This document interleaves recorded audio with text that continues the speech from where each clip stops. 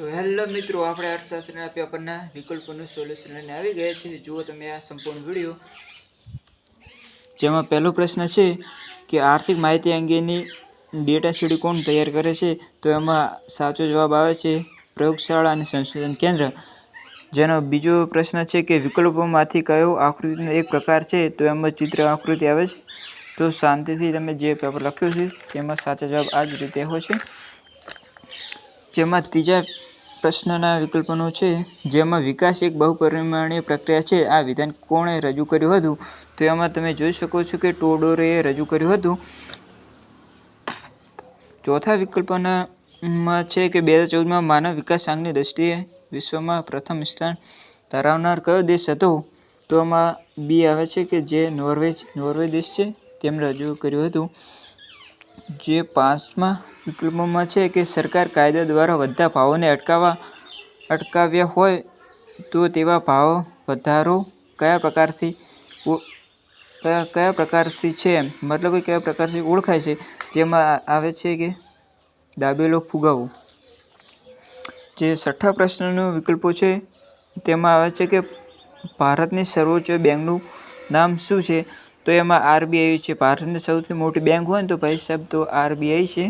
જે સાતમો પ્રશ્ન વિકલ્પ છે, જેમાં ટૂંકા ગાળાનું ધિરાણ સૈદ્ધાંતિક રીતે કેટલા સમયગાળા માટે હોય છે? તો 1 વર્ષમાં આવે છે, 1 વર્ષ સુધી હોય છે। આઠમા પ્રશ્નમાં છે કે વર્ષ 2013માં ભારતમાં સૌથી ઓછી ગરીબી કયા રાજ્યમાં જોવા મળે છે? તો ભાઈ બધાની ખબર જ હોવી જોઈએ કે ગોવા આવે છે। ગોવા એ ભારતમાં સૌથી મોટું રાજ્ય અને અમીર રાજ્ય છે, જે એમાં ગોવા આવે છે। તો પછી આવે છે ભારતમાં આવાસ યોજનાની શરૂઆત કયા વર્ષમાં કરવામાં આવી હતી? તો આમાં ભાઈ સાહેબ સી ના આવે, બી આવે 2014માં, જે નરેન્દ્ર મોદી દ્વારા શરૂઆત કરવામાં આવી હતી 2014માં, સાચો જવાબ છે। કયા પ્રકારની ઉત્પાદન પદ્ધતિ બેરોજગારીમાં વધારો કરે છે? તો આમાં આવે છે ભાઈ મૂડી પ્રધાન। 11મા વિકલ્પમાં છે કે કયા પ્રકારની બેરોજગારીમાં શ્રમિક ઉત્પાદકતા શૂન્ય હોય છે? તો આમાં આવે છે મારા ખ્યાલથી બી આવે છે ચક્રીય। 12મા વિકલ્પમાં છે કે ઈસવીસન 2011થી 2025ના વર્ષ સુધીમાં ભારતની વસ્તી કેટલા કરોડ થવાનો અંદાજ હતો? તો 139 કરોડ અત્યારે લગભગ થઈ ગઈ પણ હશે, 2026 ચાલે છે। 13મા વિકલ્પમાં છે કે ભારતના કયા રાજ્યમાં દર 1000 પુરુષે સ્ત્રીઓનું પ્રમાણ વધે છે? તો આમાં ભાઈ આવે કેરળ આવે।